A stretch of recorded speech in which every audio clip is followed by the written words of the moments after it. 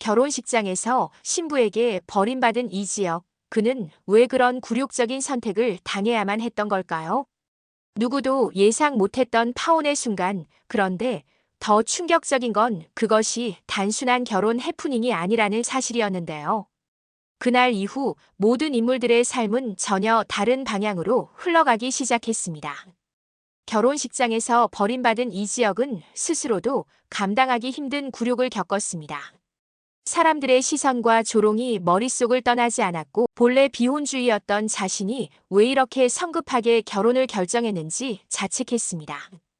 아버지 이상철은 아들을 향해 격한 말까지 쏟아냈지만 사실 누구보다 마음이 아팠습니다.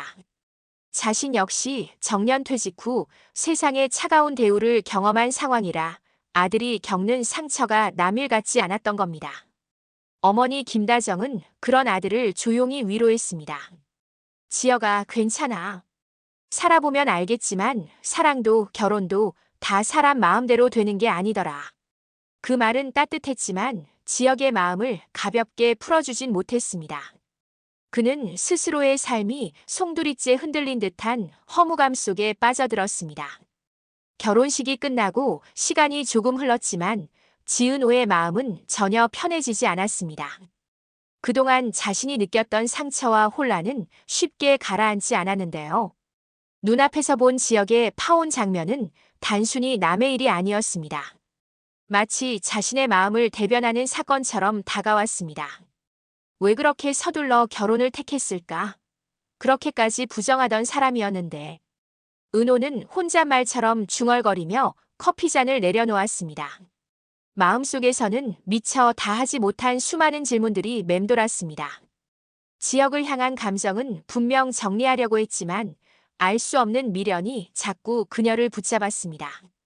그런 은호를 늘 지켜보던 사람이 있었습니다. 바로 박성재였죠. 그는 말없이 은호 곁에 머물며 그녀의 빈자리를 채워주려 했습니다. 힘들면 그냥 내 앞에서 울어도 돼요.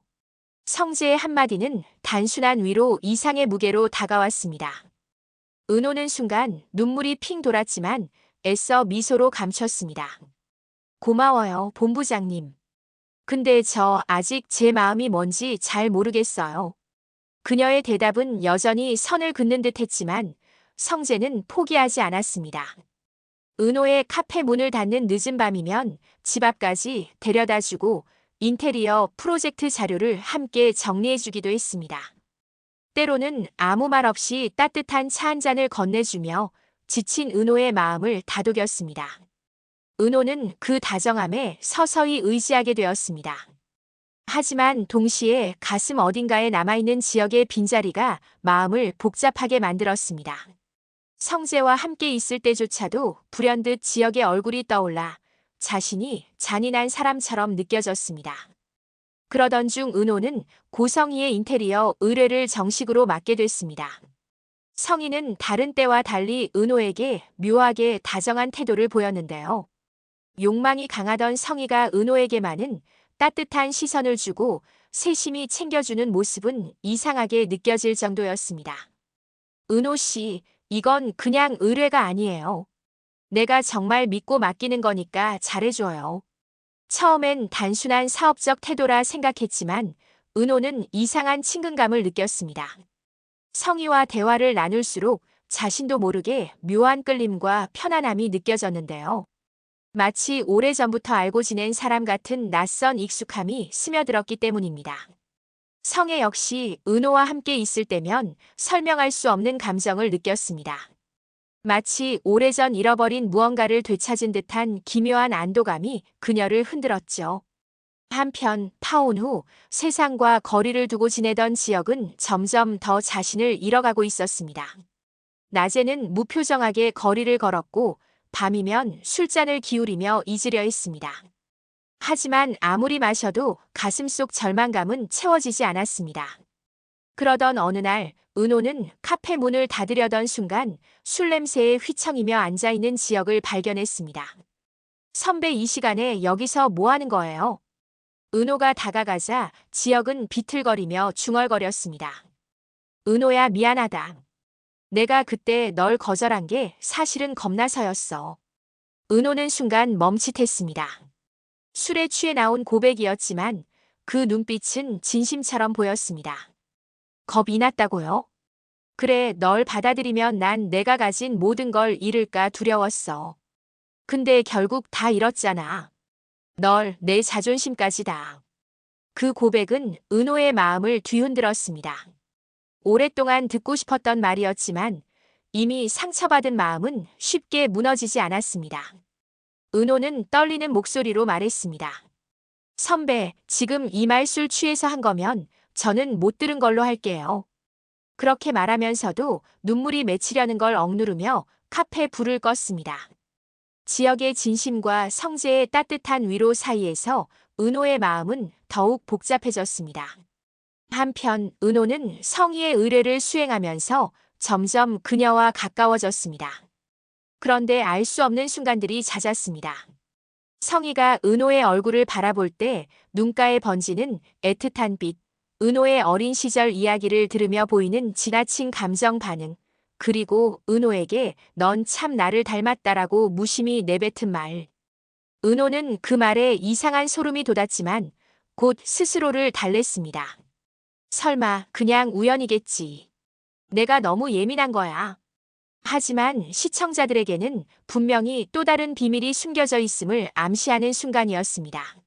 성재는 은호가 지역의 흔들림에 마음이 동요한다는 걸 직감했습니다. 그는 단호하게 결심했습니다. 더 이상 지역이 은호에게 다가오지 못하게 해야겠다고 말이죠. 성재는 지역을 찾아가 솔직하게 말했습니다. 너 은호한테 더 이상 상처 주지 마. 내가 무너져 있는 건 알겠지만 그래서 은호까지 끌어들이면 안 돼. 지역은 차갑게 웃으며 대답했습니다. 성재야, 너야말로 인정해. 내가 아무리 옆에서 지켜도 은호 마음은 결국 나한테로 돌아올 거라는 걸. 그 말은 성재의 심장을 찔렀습니다. 둘 사이의 우정은 오랜 세월의 신뢰 위에 세워진 것이었지만 은호를 두고 나눈 이 대화는 그 우정을 무너뜨릴 균열이 되었습니다. 이후에도 성재는 포기하지 않았습니다.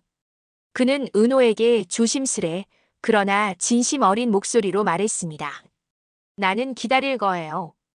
은호 씨가 나를 봐주는 날까지. 하지만 제발 지역 때문에 또 울지는 말아요. 그건 못 참겠으니까. 은호는 대답하지 못했습니다. 단지 고개를 숙이며 자신을 지켜주는 성재의 넓은 어깨와 지역의 불안한 눈빛이 동시에 떠올랐습니다. 두 사람 사이에서 흔들리는 마음은 더 이상 숨길 수 없는 현실이 되어가고 있었습니다. 그러던 어느 날 은호는 성희의 집에서 오래된 사진 한 장을 발견했습니다. 낯익은 얼굴이 담긴 세월이 바랜 사진 속에는 젊은 시절의 성희와 그리고 낯설지 않은 어떤 아이의 모습이 함께 있었습니다. 은호는 순간 심장이 멎는 듯 했습니다. 자신과 너무 닮아있는 그 아이. 성희는 사진을 본 은호에게서 급히 사진을 빼앗으며 떨리는 목소리로 말했습니다. 이건 내가 알 필요 없어. 그날 이후 은호는 자신이 몰랐던 출생의 비밀을 의심하기 시작했습니다. 어쩌면 성희가 자신과 특별한 관계일지도 모른다는 불안한 직감이 은호의 마음을 휘저었습니다. 지역은 무너진 자존심 속에서 은호를 향한 진심을 인정하기 시작했고 성재는 누구보다 따뜻하게 은호 곁을 지키며 사랑을 고백했습니다. 하지만 은호의 앞에 느닷없이 들이운 출생의 그림자는 단순한 삼각 로맨스를 넘어 인생 전체를 뒤흔들 거대한 폭풍을 예고하고 있었습니다. 내가 누구의 딸인 거지? 은호의 혼잣말은 시청자들의 궁금증을 최고조로 끌어올렸습니다.